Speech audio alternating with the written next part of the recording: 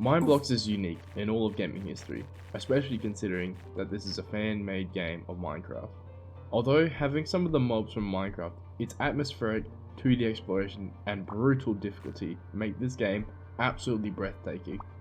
As soon as I hopped into my world, I was immediately spending countless hours chipping away at wood logs and getting the necessary materials to construct my next masterpiece.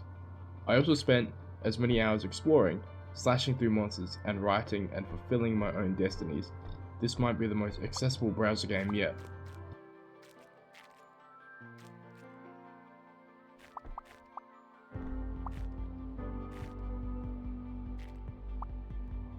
Creating items is one of the most important things in Mineblox.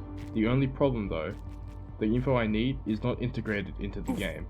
Thankfully, I was able to find out that info on wikis and forums. The sheer amount of items and crafting recipes is intimidating and are time consuming to learn, but I don't care, because I have to do it because I have to, and I enjoy it anyway. The fun doesn't stop when you go mining deep down in caves. You should take caution, because some of them contain real steep cliffs and overhangs. Death comes quickly, even with the easier difficulty. I often found myself dying from full damage, but that is just the tip of the damage iceberg. Monsters will chase you relentlessly, though most of them are pretty easy to get away from. But in contrast, it looks really easy on the outside, but I lost count of how many times I died. Of course, Mineblox is a hard game, but that's due to its brutal terrain and its ridiculous intensity.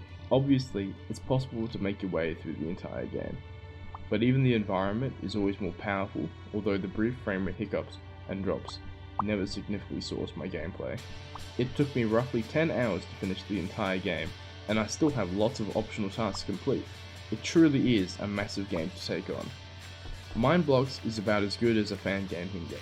Its gorgeous biomes and wonderful freedom is yet again another example of having free will up to the max.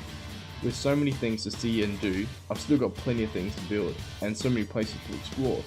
Its 2D sandbox gameplay keeps me returning to start a new world and retry over and relive those moments, bringing my fantasies to life. For more of our videos, have a look at what we built of Remote Food or Bitmoji Party, but for everything else, stick with Gambo Games.